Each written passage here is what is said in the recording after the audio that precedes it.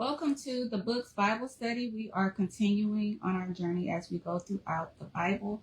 We are now in Exodus chapter 14, verse 1.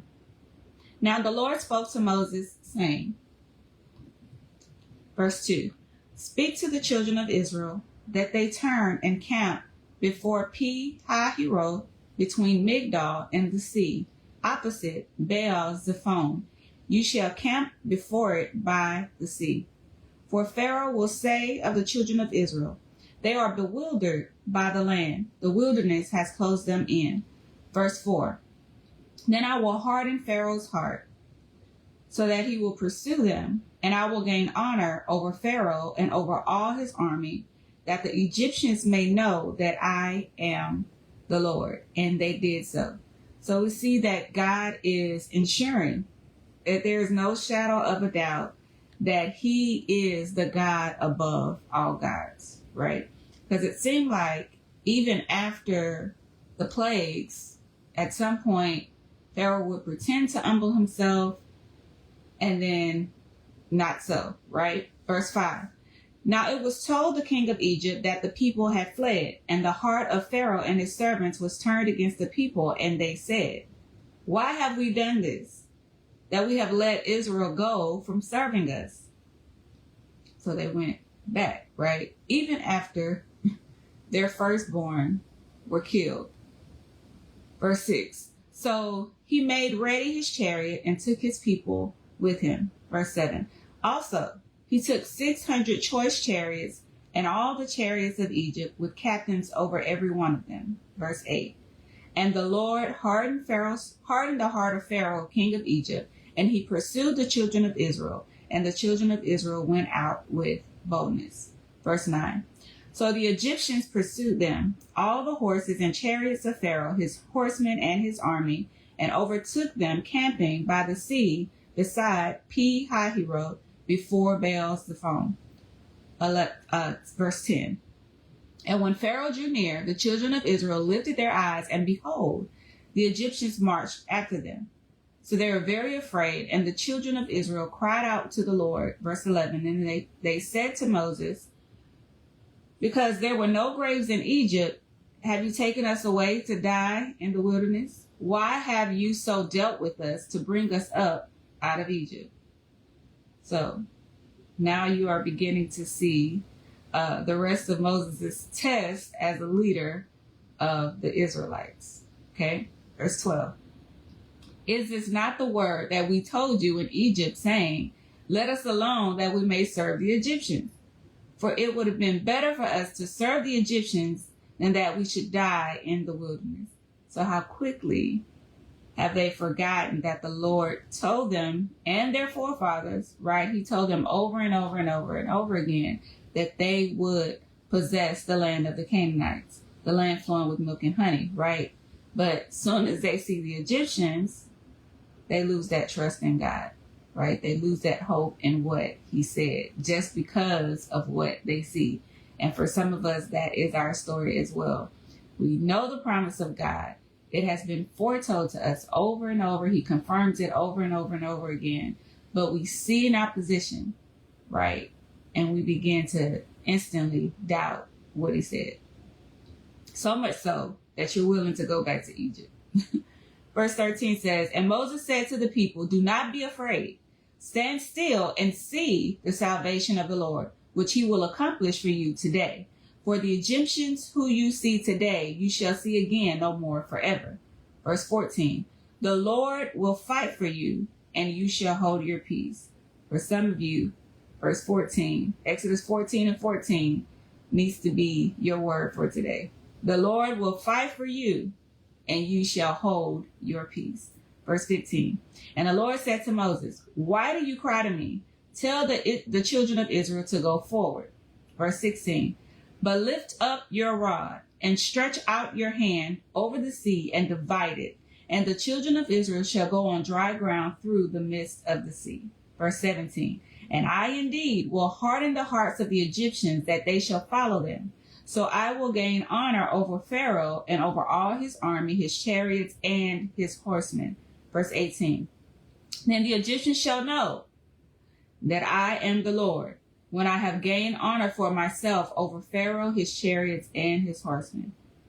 So if the Egyptians had not been following them, there would not have been a need to part the Red Sea.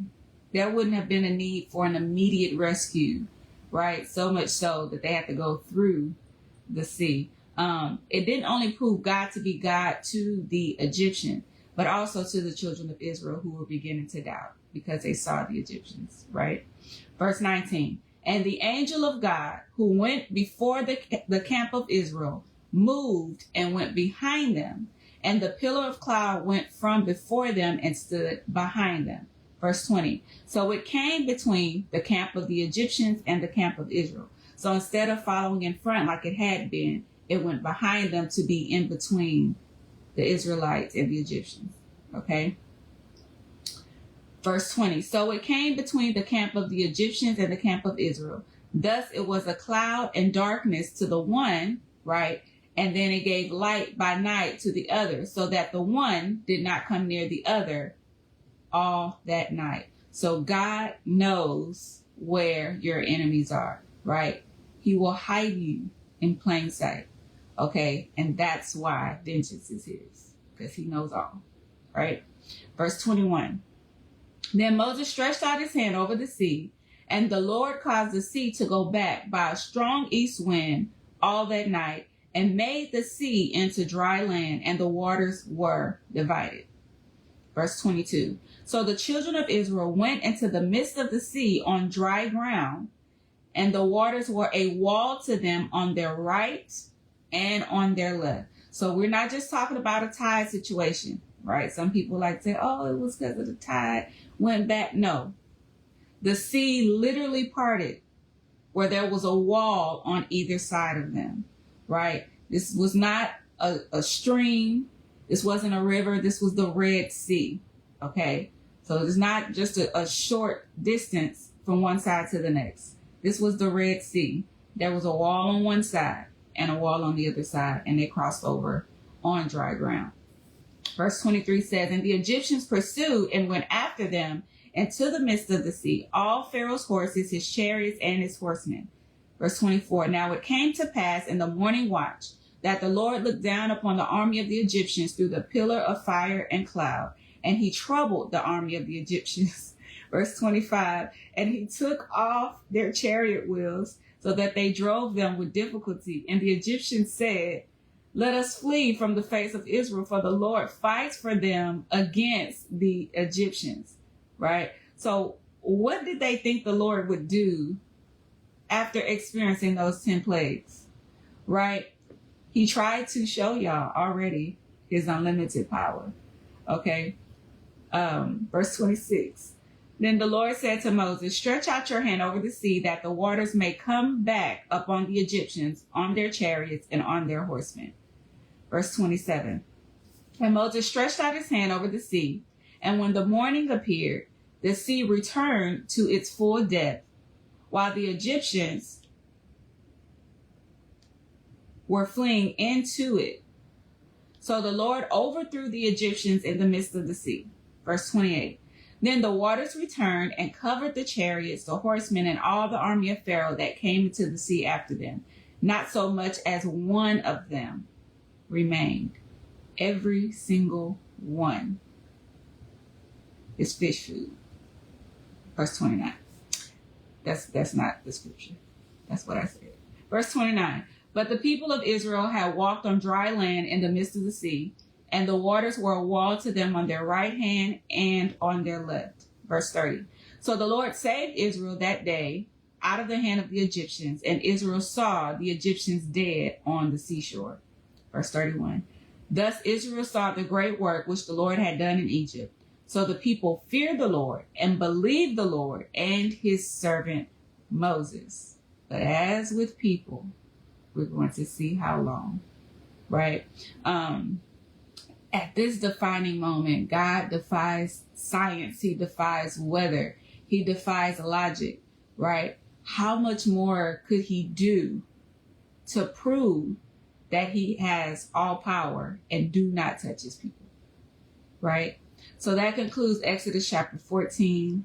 Please continue with us. If you've missed any days or missed any chapters, please go back. Don't let your mind tell you that, hey, you too far. No, just go back before we get into the longer chapters. So right now, each chapter is about 10 to 15 minutes. That's something you can do, listen to as you get dressed, right? So don't get intimidated.